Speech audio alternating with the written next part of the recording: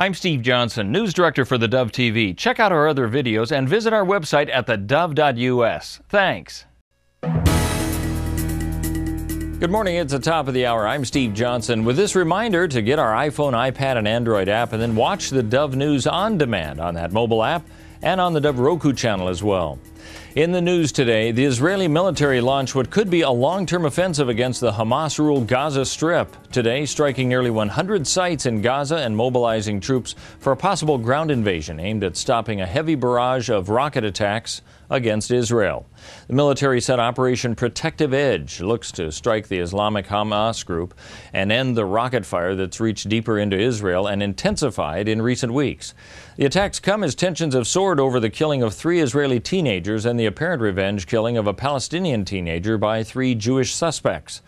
The military said it was seeking to retrieve stability to the residents of southern Israel, eliminate Hamas capabilities, and destroy terror infrastructure operating against the state of Israel and its civilians. We may have noticed temperatures are spiking this week, both during the day and night, and it's resulted in a heat advisory for southern Oregon. The National Weather Service has issued the warning not only because of temps that could rise to the 105-degree mark during the day, but because of low temperatures overnight getting down only to the mid-60s. Meteorologist Brian Neuenhaus says there are a few groups that should be especially concerned with regarding this advisory. Anyone that doesn't have air conditioning or doesn't have anything that can keep them cool, there's only that brief respite overnight, so older folks, outdoor workers that don't cool off, they can have some heat problems. Now, temperatures should fall beginning Wednesday, ending the advisory, but because of higher humidity levels, Neuenhaus says it may feel hotter. Most of the unaccompanied children who are arriving at the U.S.-Mexico border aren't likely to qualify for humanitarian relief that would keep them from being sent back to their home countries. That warning now coming from the White House. It came as administration officials complete a spending request to Congress detailing the extra resources President Obama wants in order to hire more immigration judges and open additional detention facilities.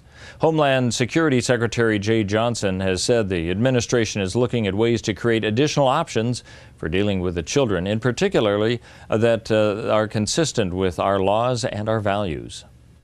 A Southern Oregon sheriff says he's leaving his job. He's citing the physical stress of budget cuts and dwindling department resources. Curry County Sheriff John Bishop reportedly says the stress is taking too great a toll on his health, and several deputies have left the sheriff's office to take jobs as well in other departments. Well, let's take a look at what we can expect on the weather scene. And warm temperatures today for Northern California, a high of 99, but it could get up to 100 tomorrow and kind of bounce in the upper 90s, low 100-degree range for the rest of the week.